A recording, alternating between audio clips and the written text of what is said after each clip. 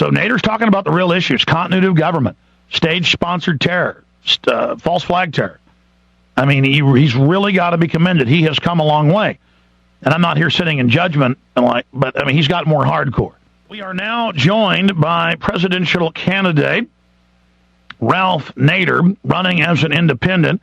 Ralph Nader, thanks for letting us cram you in. I know the Washington Post is waiting. 2 points. You've now spoken out about the congressman on the record saying if they were to impeach George Bush, he would launch some type of attack on Iran and then declare martial law. We know that's in PDD 51. We know that's in the John Warner Defense Authorization Act. A.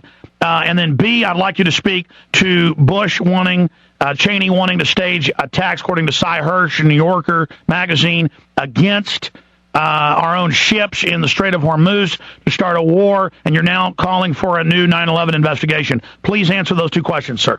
First of all, clarification on Iran. I didn't say I believed that would be the case. I said that it's important for people to be wary of an October surprise to affect the election by Bush and Cheney. October surprise could be directed toward Iran. Well, no, I mean, I'm saying you were saying you thought that was an interesting article. Yeah, you bumped into Karl Rove. I bumped into Karl Rove. You know, when you were at the Democratic National Convention, Alex, I bumped into Karl Rove, who was waiting in front of me to be interviewed at Fox News. And I asked him about this. He said, absolutely not. I said, give me reasons why there's not going to be an attack on Iran. He said, one, the majority of the people are against the Iranian regime, and their favorite program is a cable show out of L.A. and California by Iranian Americans. And second, that it would completely devastate our feelers and diplomatic efforts in that direction. So he was very adamant. I mean, you can take that with a grain of salt, but I'm just telling you that's what he said. On the 9/11 investigation, I'm always asked about that, and what I say and what I've just said today in a press release going out is that this is a woefully inadequate and incomplete investigation. First of all, it was gravely underfunded to begin with. Bush and Cheney didn't even want an independent investigation if it wasn't for the bereaved family members of the attack who pressed and demanded it. We wouldn't even had it. And then there was a question about its independence. You remember they wanted Henry Kissinger to head it, and he had to drop out because he had a conflict of interest with his corporate clients, etc. And third, they started out saying they weren't going to name names or hold anybody responsible. What kind of investigation process is that? I mean, that is ridiculous. Finally, there are just a lot of questions that have been raised. Some of them appear to be sound. Some of them appear to be plausible. Some of them appear to be outlandish.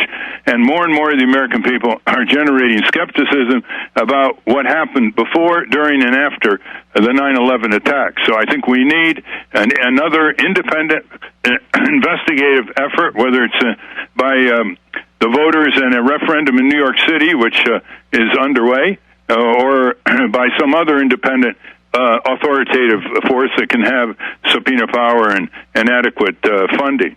To be specific about my statement and what you said in Denver, yeah. You're saying there has been false flag or provocations or Gulf of Tonkin events before, and you were saying that Cy Hirsch story needed to be looked at. I'm not saying you were saying it was going to happen, but that's right. Is government-sponsored terror throughout history with other governments, our government, is that real?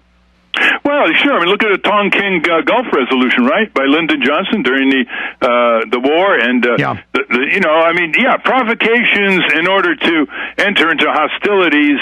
I mean, we did it in 1898, with Cuba, and it's Operation Ajax. It's just something that should be inquired into. I think most Americans want that. Okay, in closing, I want to give out your website. Tell folks about it. I'm really supporting you now because you're getting hardcore. You've always been hardcore, but more and more you're really hitting on all cylinders and, on my opinion, from my perspective. But in closing, 1 minute, you were 2 days ago, big press conference with Ron Paul. He's saying support independence now more than ever. We need some type of fusion party for this election, for the next. There's more support than ever. Can you speak to that? Yeah, never in American history have libertarians and conservative parties got together with progressive and green parties, and they did yesterday, as you said, at the National Press Club at a press conference, and they got together on 4 issues: foreign policy, we got to get out of Iraq, stop policing the world, etc.